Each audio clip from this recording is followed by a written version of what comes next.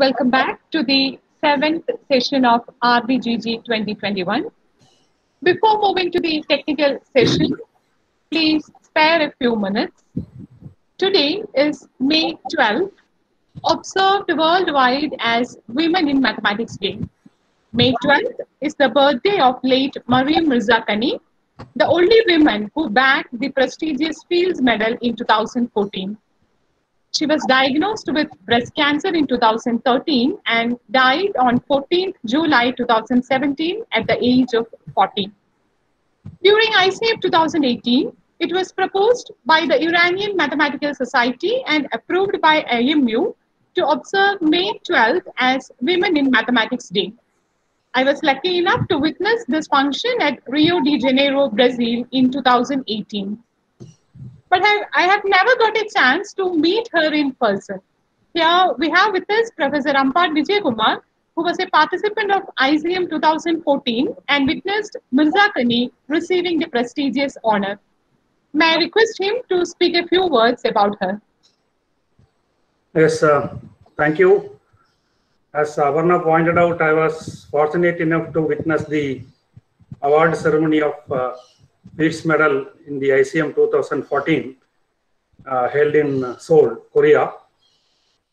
As you all know, that award function is a very prestigious meeting with more than 6,000 and 7,000 people assembling for the great inaugural. So Mirzakhani received the prize, but there is a traditional Fields Medal lecture that is delivered by the Fields medalists of that year. Mirzakhani was not available for that discussion, even on all these days. So immediately after she received the prize, she just went back to her place, Stanford. So I could not meet and shake hands with her, but I could witness her receiving this prestigious medal, along with our Indian name, Manjul Bhargava, of the same university, Princeton University. In fact, Manjul Bhargava was present there in a special allotted place. So we were not sure whether this year, that is 2014, one of the medalists will be Manjul Bhargava or not, because he was already famous and received many other awards. So, and finally, Bhargava, alphabetical order, it is read out actually. So it is Bhargava Manjul. And so all Indians were proud of that moment. So it is in fact very befitting on the part of the Department of Mathematics to organize this event today with a homage to Mariam Mirzakhani, and wish that this group discussion will continue for 2-3 months more. Thank you. I wasn't always very excited about math. I was more excited about reading novels, and I thought I would become a writer one day. I got excited about it maybe just as a challenge, but then I realized that it's really nice and that I enjoy it. These were quite difficult times. It was during the war. Right after the war, I had a lot of opportunities. I went to a very good middle school and then high school. I think I was the lucky generation because I was a teenager when things became more stable.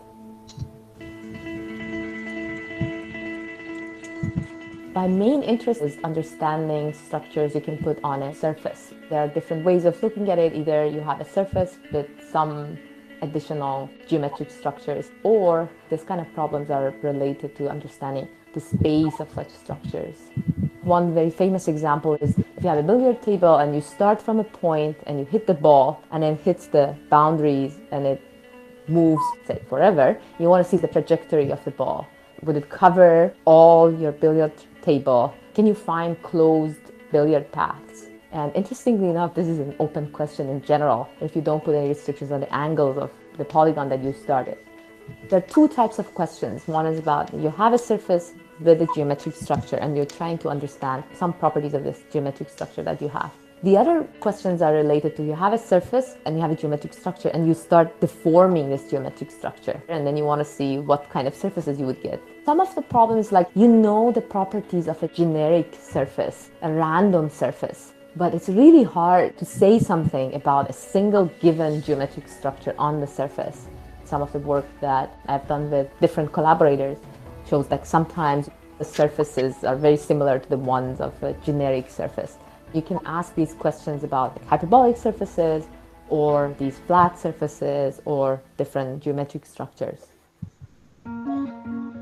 I think these problems are important because they are related to some other problems. Even if you are interested in higher dimensional manifolds, one way of dealing with them is trying to find some nice surface inside of them. You end up learning a lot about other spaces and properties of other actions. So it gives you a lot of information. It's not only the question, but the way you try to solve it.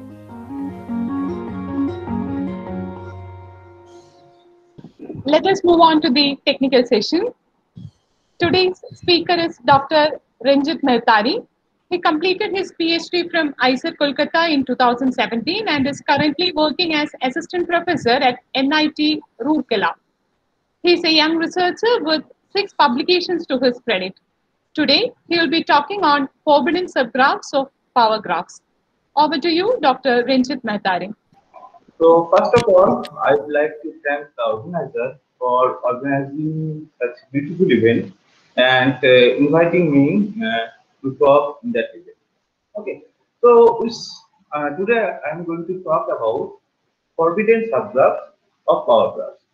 So we start with graphs we can define on groups. So we can define various graphs by using different graph properties.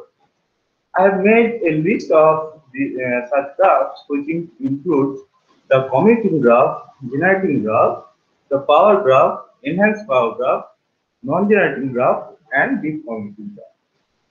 In all these graphs, the vertices are the elements of the groups and edges are defined by using different graph properties, such as whether two elements in the group commute with each other or not, or an element can be written as part of other element, or two elements generate the whole group.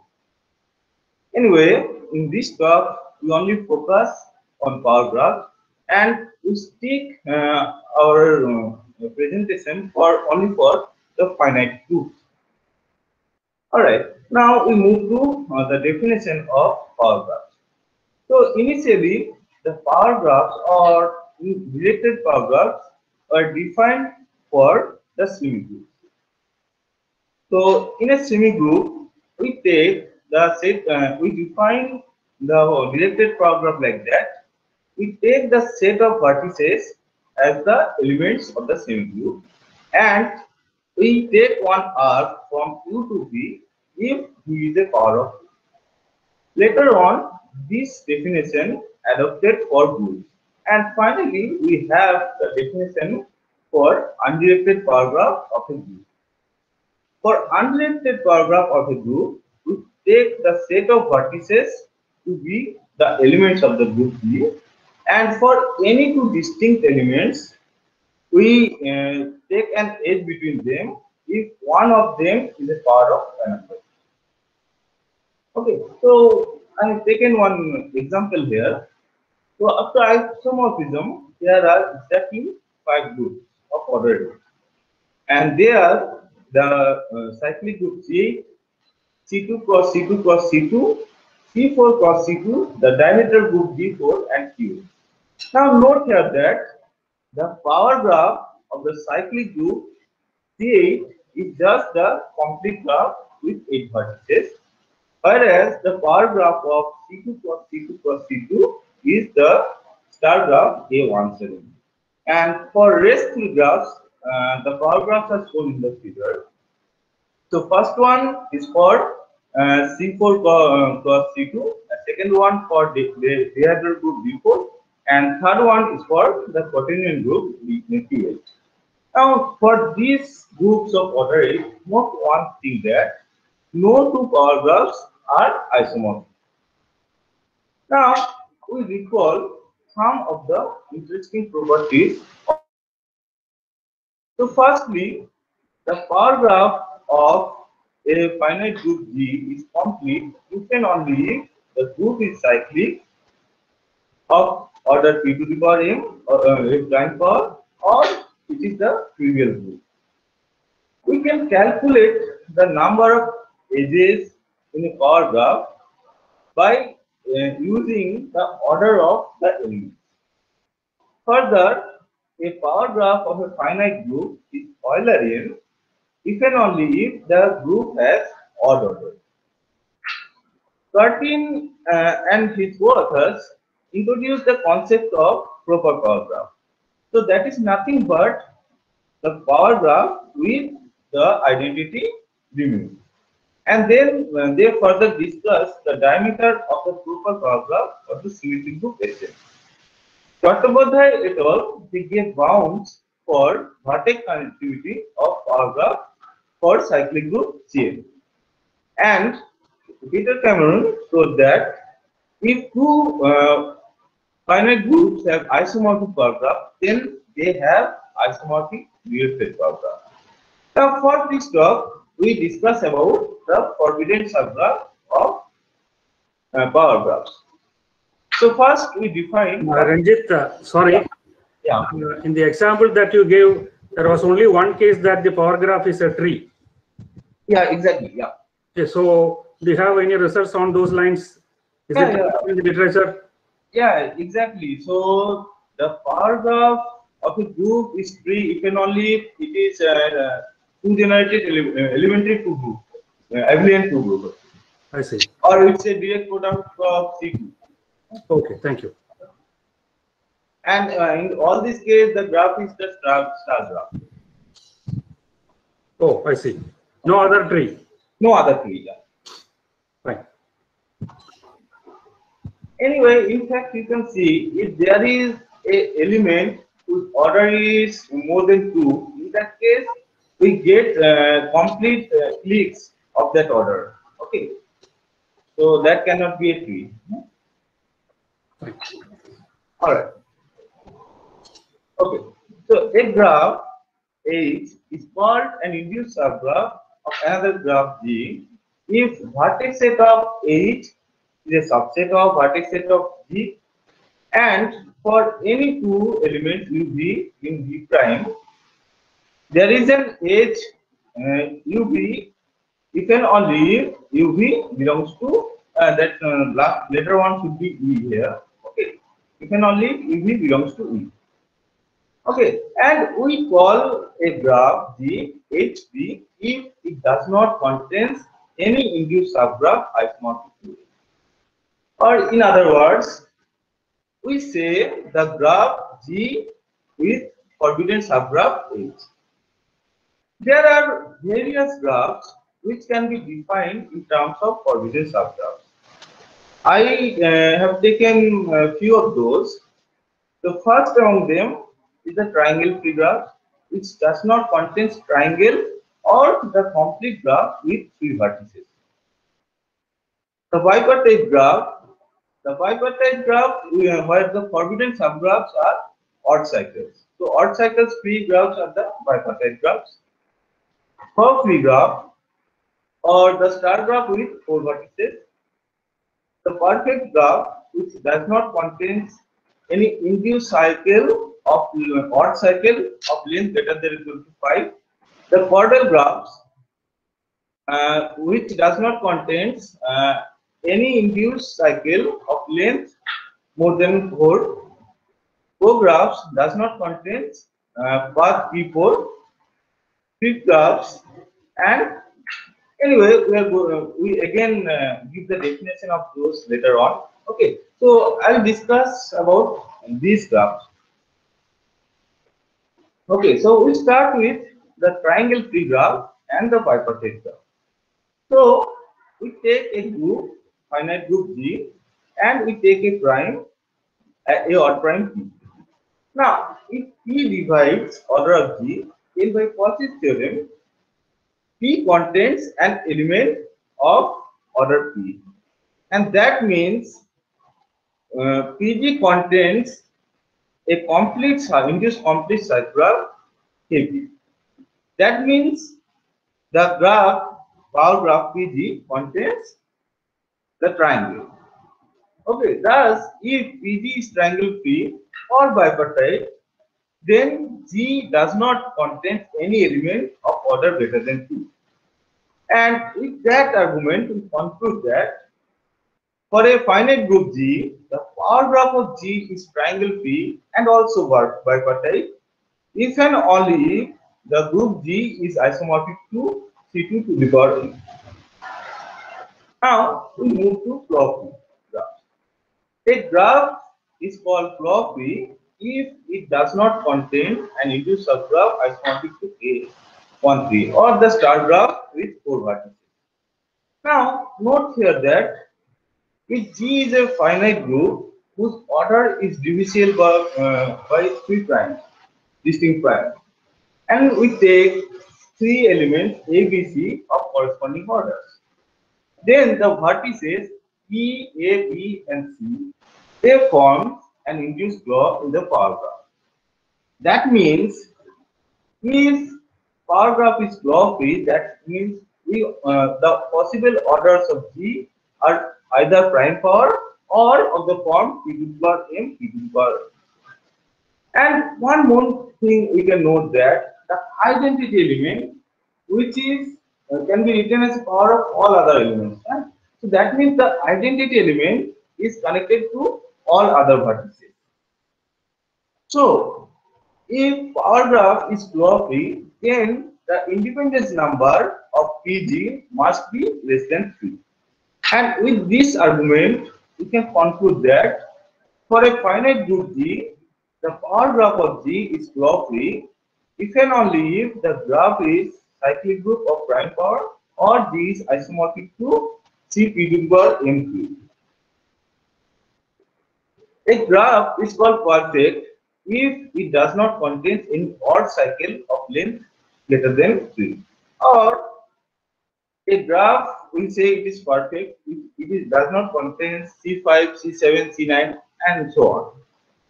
And we can prove that the power graph of any finite group is perfect graph. So I am not give the proof here, but I will give a way to visualize that one. Suppose G be a finite group, and if possible, it contains an induced this would be cycle, induced cycle of length, let's say 2m plus 1, which is greater than or equals to 5. Now note one thing, that if we pick any 3 consecutive vertices from that cycle, let's say U, V and W, these consecutive vertices must be linked like that, a arrow U to V, then W to V, or in other words, the middle vertex for any 3 consecutive vertices, either it is a source or it is a sink in the directed power graph. So that means with this type of combination, a path of odd length is not possible. Okay, we illustrate this one with a quick example. So if possible, PG contains induced cycle with length 5. So let V1, V2 up to V5 are the vertices of that cycle. Alright. Now to start with vertex V1. So we take an arc from V1 to V2 in the directed power graph. Now V2 in that case possible it can be only sink. So the next directed arc must be from V3 to V2, and then from V3 to V4, then from V5 to V4. Now we can link V5 to V1 two ways. So if we take V5 to V1, in that case V1, V2, V5 forms a triangle, and if we take V1 to V5, in that case V1, V4 and V5 forms a triangle. So with these 2 combinations here, the middle vertex either source or sink, a path directed cycle of odd length is not possible. Okay, so that is one argument to visualize why power graph of any finite group is perfect. Now, a P4 graph is called a co-graph. Note that perfect graph does not contain odd cycle of length greater than 5, so co-graphs are also perfect graphs. Now we try to determine or find all the finite nilpotent groups whose power graphs are co-graphs. So we use few facts here. So first, we take a finite nilpotent group G whose order is divisible by primes P1, P2, Pr. Then G is isomorphic to the direct product of its Sylow subgroups. Right? Then we pick a non-identical elements from each Sylow subgroups, and we can construct a induced path of length 2 or -1 like that. Okay, so which implies if power graph of a finite group of nilpotent group is O-graph, then order G can not have more than 2 prime divisors. Next fact is a lemma. So the power graph of a finite group cannot have an induced 4-vertex path of circle in which 4 vertices are elements whose orders are powers of same prime. Okay, we prove that one.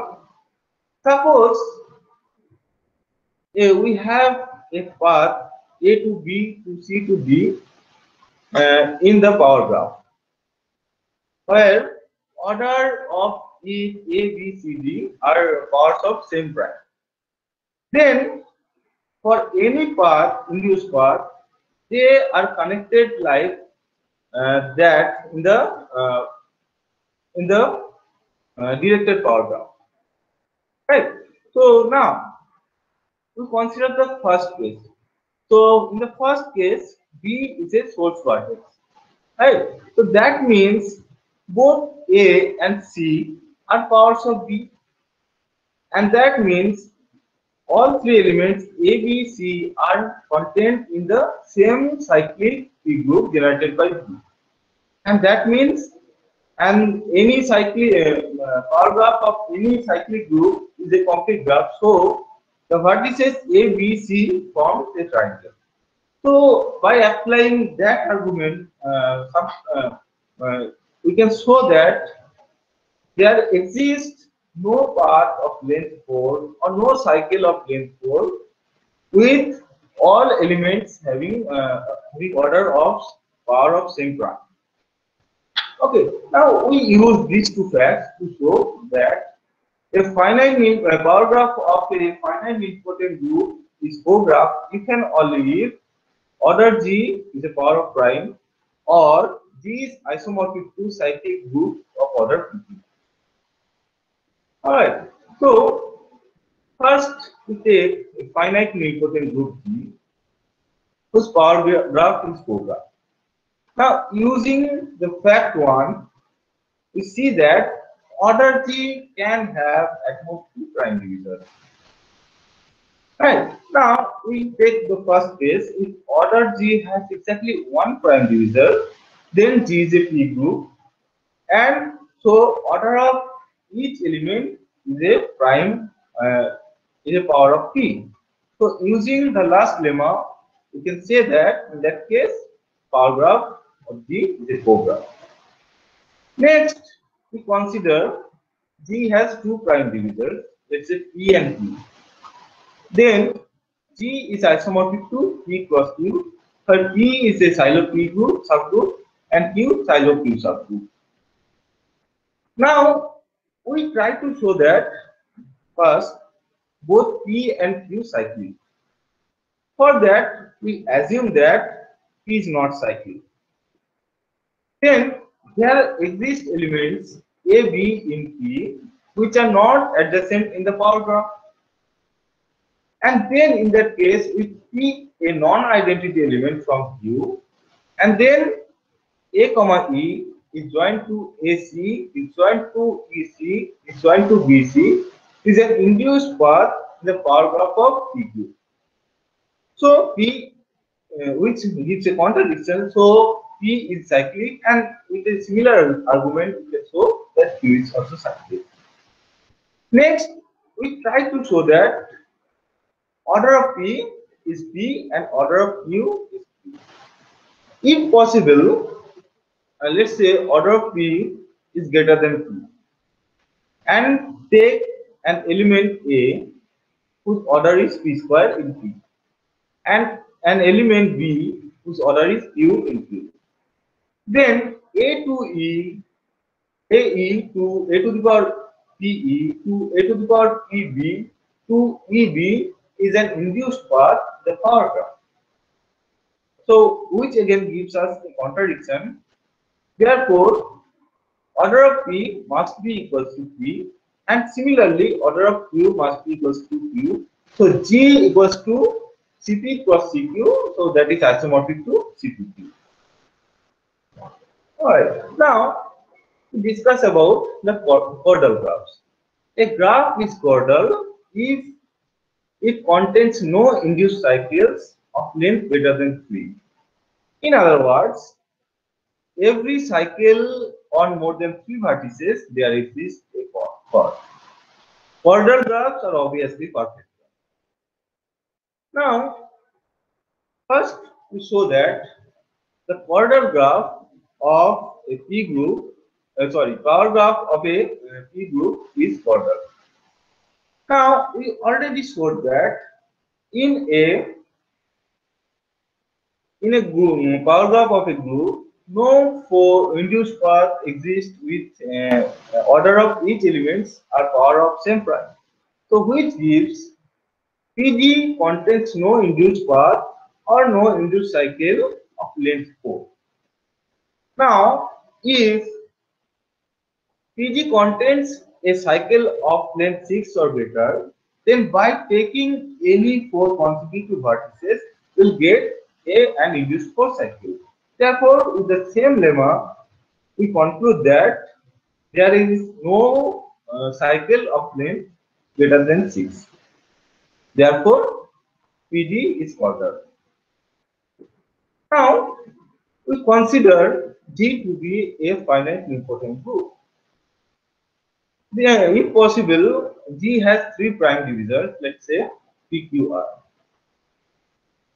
Let order of A equals to P, order of B equals to Q, and order of C equals to R.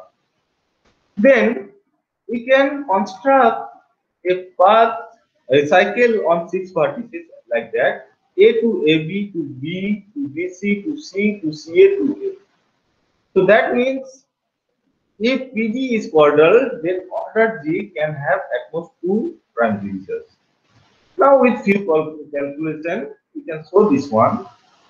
So, if G is a finite nilpotent group, then power graph of G is chordal if and only if order of G is either a P group, and that is previous case, and for groups of non-prime order of G must have 2 prime divisors with one of the silo subgroup is cyclic and other one has prime exponent.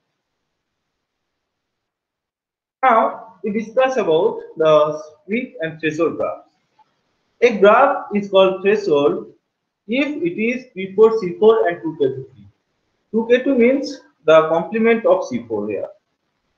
And a graph is called split graph if it does not contain any induced subgraph isomorphic to C4, C5 or 2K2. Since for our case, the power graph is always split graph condition, we have only C4 and 2K2 free.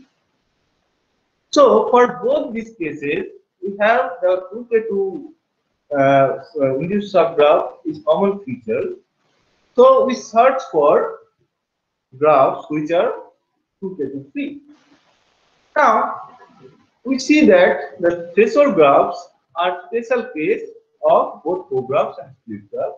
In fact, a graph is threshold if and only if it is both co-graph and split graph.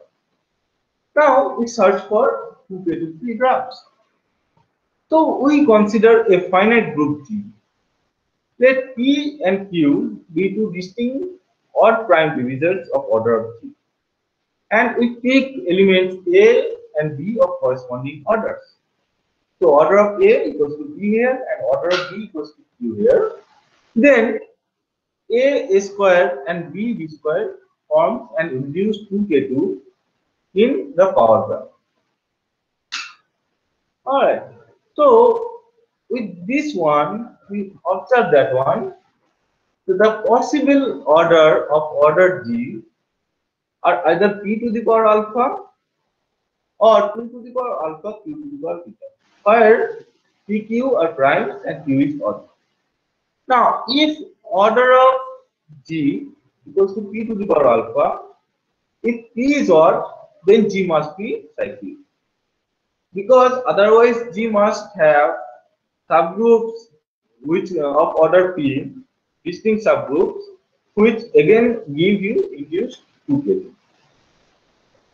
On the other hand, for the case P equals to 2, we can calculate that one, which is either cyclic or dihedral. And for the second case, G is a group of order 2 to the power alpha, P to the power beta. In that case, G is 2k to free if G is one of the following: cyclic group of order, that must be 2p, cyclic group of order 2p, and dihedral group of order 2 to the power alpha P to the power beta. Alpha equals to 1, beta greater than equals to 1, or alpha equals to 2, beta equals to 1. Okay. Now, since the common feature of both split and threshold graph are 2k to 3, we conclude, or we can prove this one. For a finite group G, the following conditions are equivalent. The first one, the power graph of G is threshold graph. That implies power graph of G split graph, and that implies power graph of G contains no induced subgraph isomorphic to 2k2. And fourth condition, G is either cyclic group of prime power order, or G is elementary, abelian, or 2 dihedral group, or G is cyclic of order 2p, or dihedral group of order 2p or n or 4p. Where P is odd prime. Alright, so we just summarize the result, whatever we have done so far. So for the first class, the claw-free graphs, the complete characterization is done here, and the groups here are Cp to the power m and Cp to the power m. For both triangle-free and bipartite graphs, the groups are C2 to the power m. For perfect graphs, the power graph of all groups are perfect graphs. For graphs, we have done the result partially up to nilpotent groups, and the groups are all P groups and cyclic group of order P2. For quadrant graphs, we have also the partial results. The groups are all P groups, groups of the form Cp to the power m cross q, with exponent of q equals to q. For split graph and threshold graph, we have the complete characterization, and in that case, the groups are Cp to the power m, C2 to the power m, C2p, P to the power m, and D2. Alright, so we have possibilities to extend the result further for co-graphs and the quadrant graphs here. Now, we extend a little bit for co-graphs, and we give some conclusion for finite simple groups. The alternative group N is a co-graph for n less than equals to 6. So we give a note for that. We observe that if n greater than equals to 7, we can construct a path on 4 vertices like that: 1, 2, 3, 4, composition 5, 6, is connected to 1324, is connected to 1324567, is connected to 576. And Cameron already discussed that one. For q greater than equals to 4 with q integer of prime power, the power graph of PSL2q is a power graph if and only if both p minus 1 by 2 and p plus 1 by 2 are prime powers or product of two distinct primes. Next, finally, we conclude my talk with that one. Let G be a finite sporadic group, then the power graph of G is not a group graph. Right. So there are actually 26 of such groups, but I'll give proof for only 2. So I'll only give proof for the Matthew groups M11 and the Jungle group J1. Now, for Matthew group M11, its order is 2 to the power 4, 3 square, 5, and 11.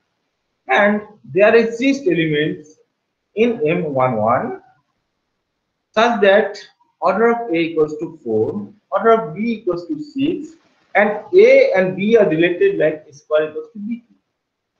Then we can construct a path on 4 vertices like that, A to A square, to B to B square. Okay, so that will give you a reduced path of length 3. On the other hand, J1 has, or the Jungle group J1 has ordered 2, 3 into 3 into 5 into 7 into 11 into 19.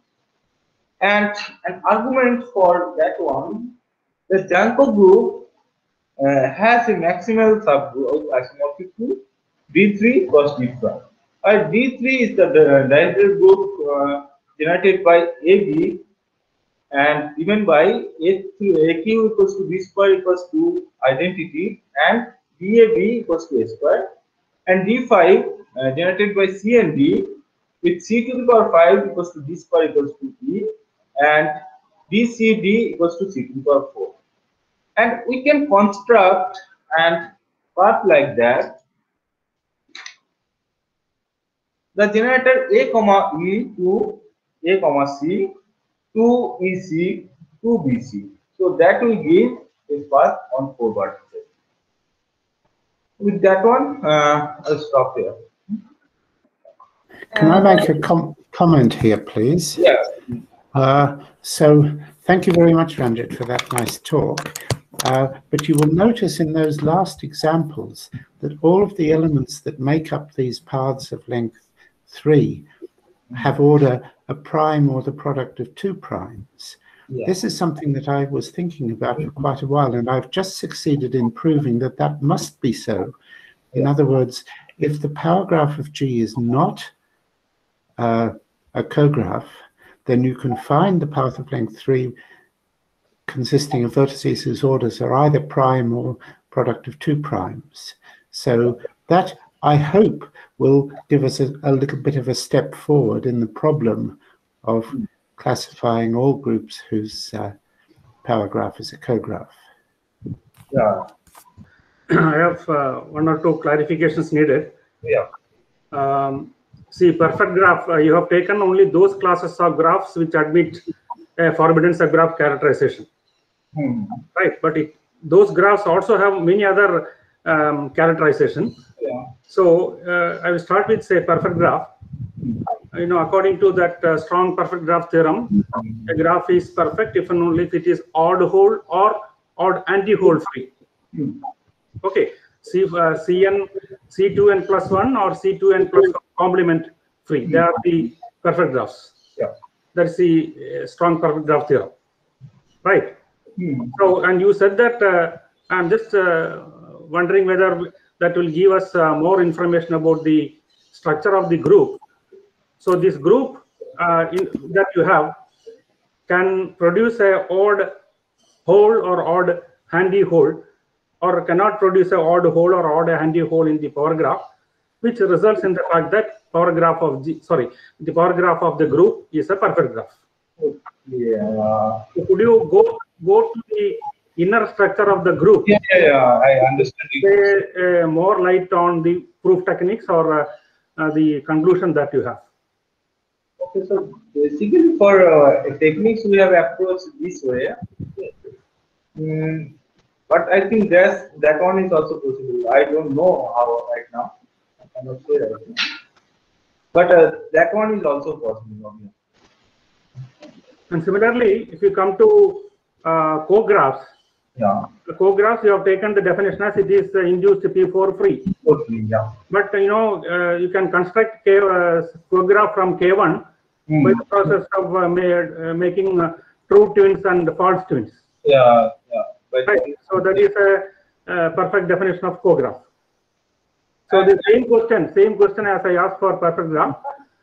If you are using this definition of co-graph, will the proof technique give more light on the relationship between groups and graphs? I don't know whether I am asking a easy question or a difficult question. I don't know. this question is valid, obviously. Even for the threshold graph, you can construct that one from a single vertex. Pardon? For threshold graphs, Ah. you can start from a single vertex, Ah. and in each step you join either a dominating vertex or an isolated vertex. Okay. That way you can construct threshold graphs also. I see. Yeah. Peter has Yes. any comments? I have just a small comment on that, Vijay. You have the two operations of disjoint union and complement to Yes. build co-graphs. Now, disjoint union makes perfect sense in terms of the group theory, but complement doesn't. It's really unclear how the complement of the power graph of a group is related to some. I mean, complementation makes very good sense for the graph, but it doesn't seem to make much sense for the group. So that's the problem that we're up against. If it did, if there was some nice way of saying you did this to the group and you get the complement of the power graph, then we could build these things group theoretically. We could build all the groups up in some way, but it doesn't seem possible to do that. I see. So you mean the complement of a paragraph is not giving more information about the structure of the group, isn't it? That's what you told. Well, I can't see how to do it. Maybe somebody else can, but I've thought about that, and I can't see how to get anywhere with it. So I've gone back to these other methods of looking at individual elements, as Ranjit was telling us in the lecture. So the proof that I just mentioned is very much along similar lines to the kind of proofs that he was giving us in this talk. There is only one new idea that I had. This might be useful. The class of power graphs, if you take a group, take the power graph, restrict it to look at the induced subgraph on any subgroup of the group, that's the power graph of that subgroup. So power graphs restrict nicely to subgroups. And that means if you're looking at groups whose power graph is not a co-graph, you can choose them. You can find a subgroup which is minimal with respect to that property. So all its proper subgroups are power graphs and are co-graphs, sorry. And that means, for example, that if you take any element of that group, its order is either a prime power or the product of two primes, and that's very restrictive. So that's the basis of how my proof worked. I can circulate this quite soon. I'm in the process of writing it up at the moment. Kavaskar, you want to ask something? Yeah. Go ahead. Please. Yeah, Ranjit. You go to the definition of the perfect graph. So you mentioned the definition. In the Definition of perfect graph. Yeah. You just mentioned somewhere else. Does not contains any odd cycle of length greater than 3. Yeah. Or C5, C7. But okay, cycle of length C7, cycle of length 7, its complement is there? I think you have to exclude complements of odd cycles also. No, here, yeah. Yeah, that's what I also told. Yeah. Yes, that's right. It's not a precise definition actually. Yeah, you are using the characterization of the strong perfect graph. I don't know that is not exact definition of. Sir Vijay Kumar sir, whether I am correct or not, maybe. Which one? No, after the proof of strong perfect graph theorem, this is also a definition of perfect graph. It is odd hole free or odd angle hole free. Yeah, okay, that's fine. But this actually something missing, so maybe I may be wrong or right. No, I think you are correct. I mean, the anti-hole part is missing. Missing. Yes. Yes, that should also say okay, so complement of an odd cycle. Yes. Okay, so you said that is this power graph of any group is a perfect graph. So that means the precise definition is trip number and chromatic number of same for any intuitive subgraph. Yes. Intuitive subgraph of the power graph of a group. In fact, something a little stronger is true. The power graph is always a comparability graph of a partial order. And those graphs are always perfect by Dilworth's theorem. No, for those graphs as chromatic number and click numbers are same. Yes, that's right. That's So right. not only for this, for any intuitive subgraphs. So Yes. do you have any such a nice formula for chromatic number, click number? Is it possible to find out? For power graphs? Yeah. In terms of so there are some results for number. okay. There are results. Yes. For at least for an abelian group, because in the abelian group we have a nice structure. We have a decomposition is there, So if you are finding, maybe it would be a nice problem. And one more thing, you talk about many graphs, so like Eilerian and co-graph and some other things. What about the Hamiltonian graph? Do you have any nice characterization of Hamiltonian graph of? There are these actually. So power graph of a finite group is Hamiltonian if the order of that group is greater than equal to. Sorry. Order of that group is greater than equal to. Greater than or equal to 3. Then they are Hamiltonian. Okay. I think so. Okay. Because you mentioned some examples. No, you mentioned some examples. Some of the graphs which are not Hamiltonian that I have seen, but whose order is more maybe. Okay, so I mentioned for Eulerian here. Okay. So for Eulerian, the order must be odd order. Order of the group must be odd. Okay. So in your example, you mentioned some examples. So I have mentioned that example. So those examples they are not. Yeah. So T4, the corresponding power graph, which is not Hamiltonian. Yeah. So like C4 and C4 graph C2. So these are all not Hamiltonian. Yeah, that's okay. But in that case, order is 8. So that's an even number. Okay. That's all. Okay. Thank you. Professor Abdullahi, you have something to ask? Yes, please. Please go ahead. In the case of non-commuting graphs, we know that if the graph has no bipartite, completed bipartite graph with m and n as a size of parts, m and n given, then one can find an upper bound on the size of the group. This is a question of Bernhard Neumann, and we have answered to it. So my question is that is there a class of forbidden graphs so that we know such results on the power graph? The meaning, exact meaning is that, for example, find the class of forbidden graphs so that if you consider power graphs with such forbidden graphs, then we have a finite number of such graphs, such power graphs.